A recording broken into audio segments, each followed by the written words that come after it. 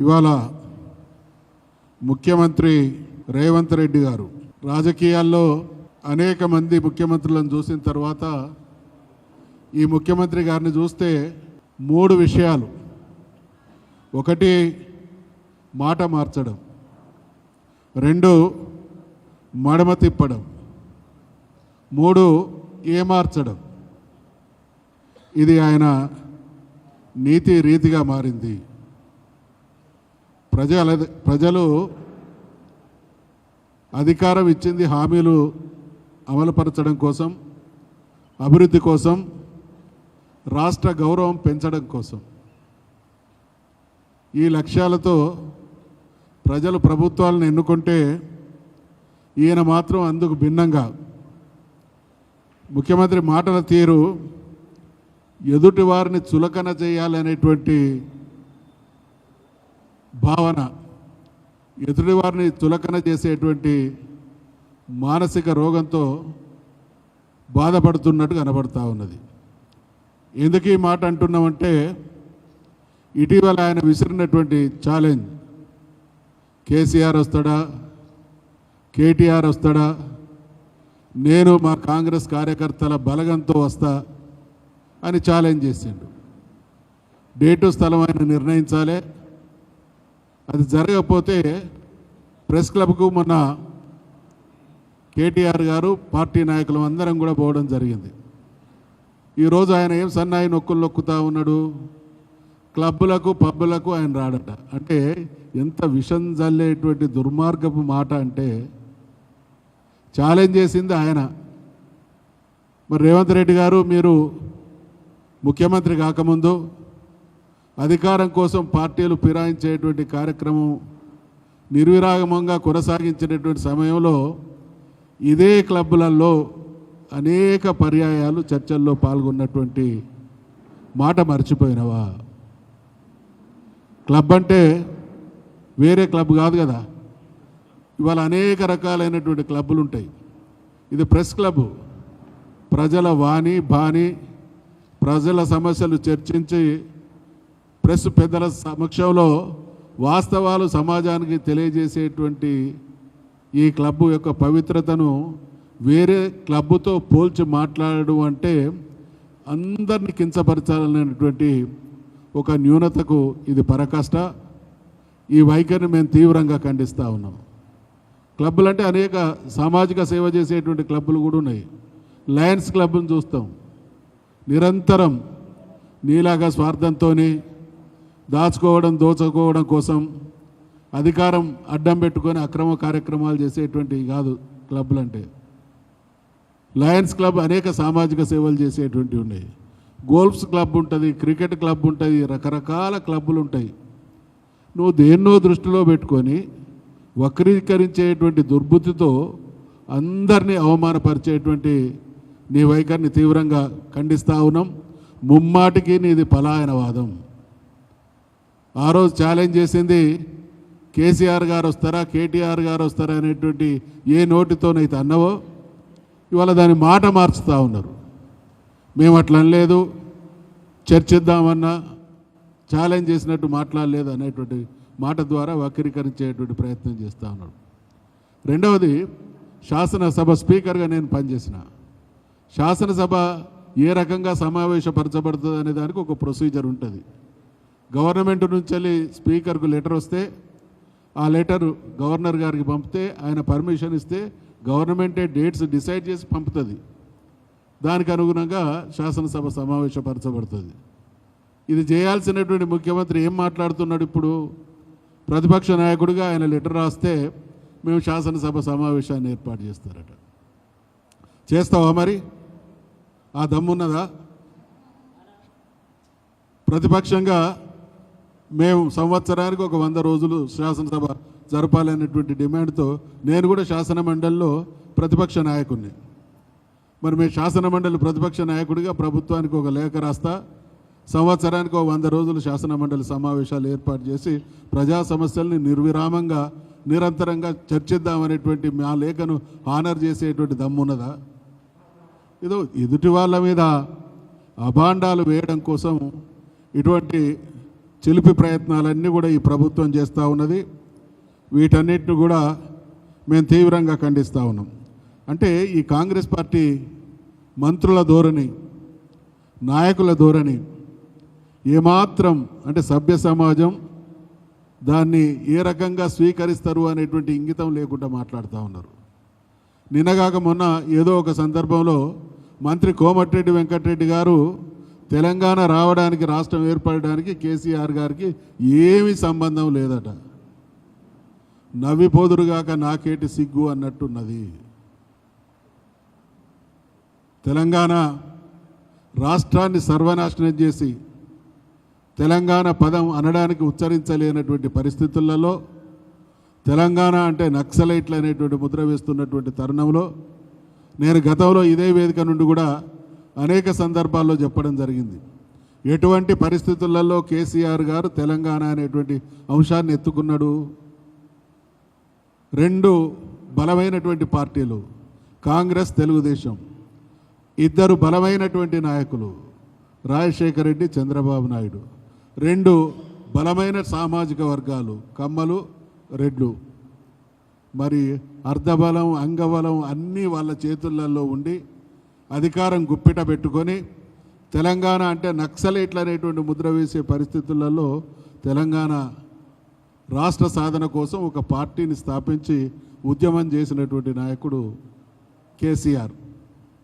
ఒక రకంగా ఉద్యమంతో తెలంగాణ సమాజాన్ని కదిలించి శక్తిగా మరలిస్తే అనేక కుట్రల ద్వారా దాన్ని అడ్డుకునేటువంటి ప్రయత్నం సాగినటువంటి సందర్భంలో ప్రాణత్యాగానికి తెగించి తెలంగాణ కోసం ఆమరణ నిరాహార దీక్ష అనేక మంది, వందలాది మంది అమరుల త్యాగ ఫలితంగా తెలంగాణ రాష్ట్రాన్ని సాధించుకుంటే ఆయనట రాజీనామా చేసిండట, మేడం గారు ఇచ్చిందట.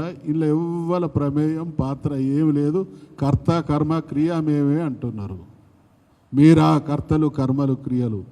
56లో మహానుభావుడు ఈ గడ్డ మీద పుట్టినటువంటి బిడ్డ జయశంకర్ గారు కలుపాలనేటువంటి ప్రతిపాదన వచ్చినప్పుడే నేను ఆయన విద్యార్థిగా ఒక సందర్భంలో మీరు కలపాలనేటువంటి ప్రతిపాదన వచ్చినప్పుడు ఎందుకు విభేదించు అని ఆచార్య జయశంకర్ గారిని అడిగితే నవ్వి నువ్వు కరెక్ట్ చదువుకోనట్టున్నదని నన్ను భుజం మీద చేసి ఓ దెబ్బ తీసి అన్న మాట ఏంటంటే, నాటి మద్రాస్ రాష్ట్రం, ఈనాటి ఆంధ్ర బ్రిటిష్ వాళ్ళ పాలనలో 200 సంవత్సరాలు ఉన్నది. బ్రిటిష్ వాళ్లకు ప్రపంచంలోని సంపద అంతా దోచుకునేటువంటి ఆర్ట్ ఉన్నది. ఆ ఆర్ట్ ఉన్నటువంటి ఆంగ్లేయులతోని నాటి మద్రాస్ స్టేట్ కలిసి ఉండడం వల్ల ఈ లక్షణాలు కూడా ఆ ప్రాంతంలో ఉన్నటువంటి ఆంధ్రోలకు అబ్బినాయి.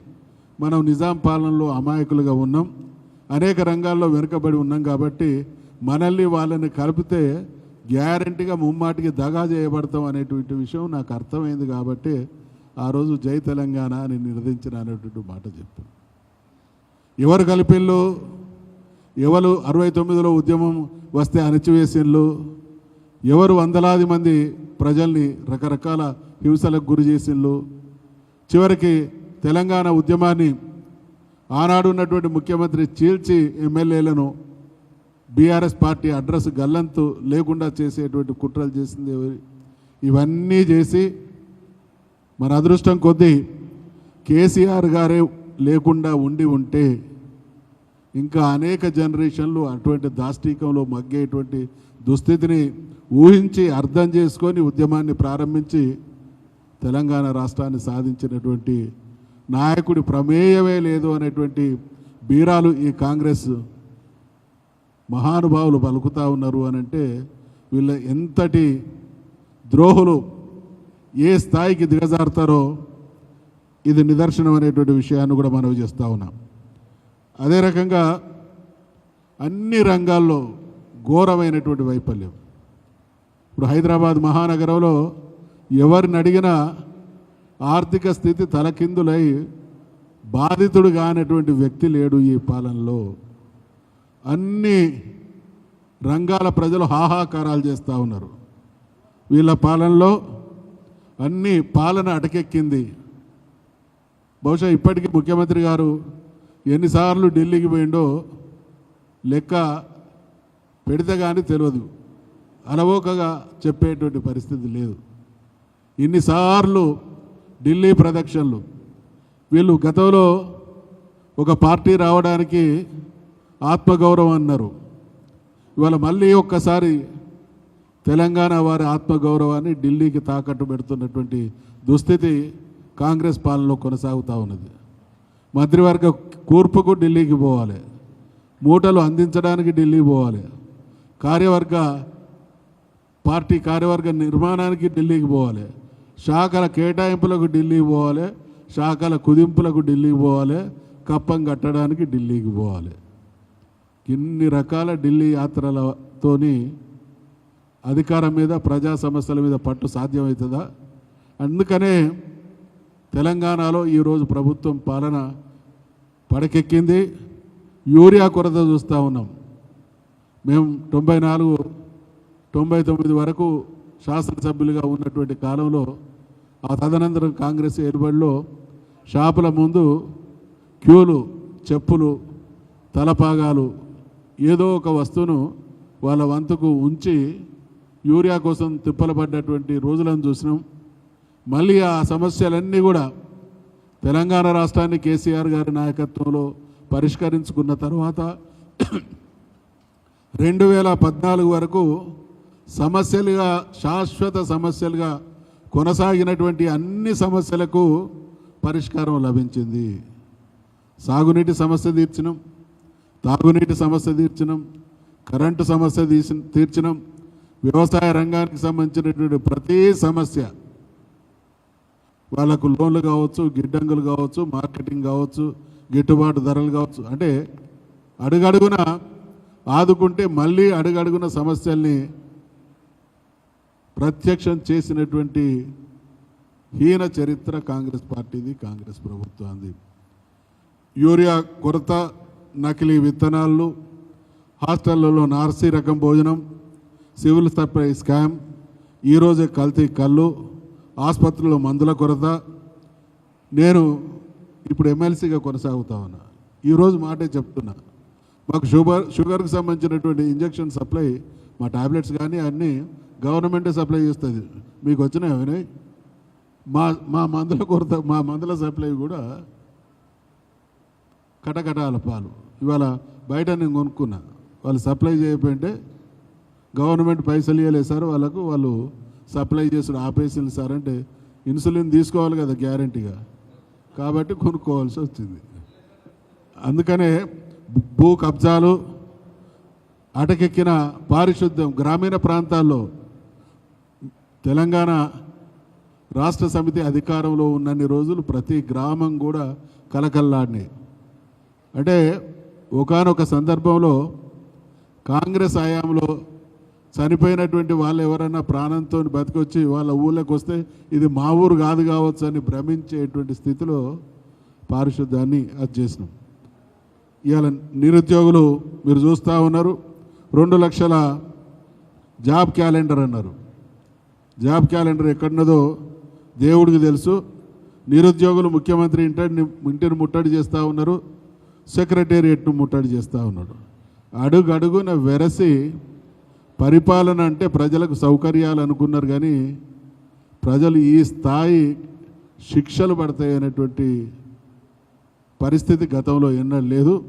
వీటన్నిటికీ కారణం, ఈ దాష్టీకాలన్నిటికీ కూడా కారణం కాంగ్రెస్ పార్టీ, రేవంత్ రెడ్డి ప్రభుత్వం. దీంతో పాటు ఈరోజు క్యాబినెట్ జరుగుతూ ఉన్నది. బీసీల విషయానికి ఖచ్చితంగా మళ్ళీ డిమాండ్ చేస్తూ ఉన్నాం.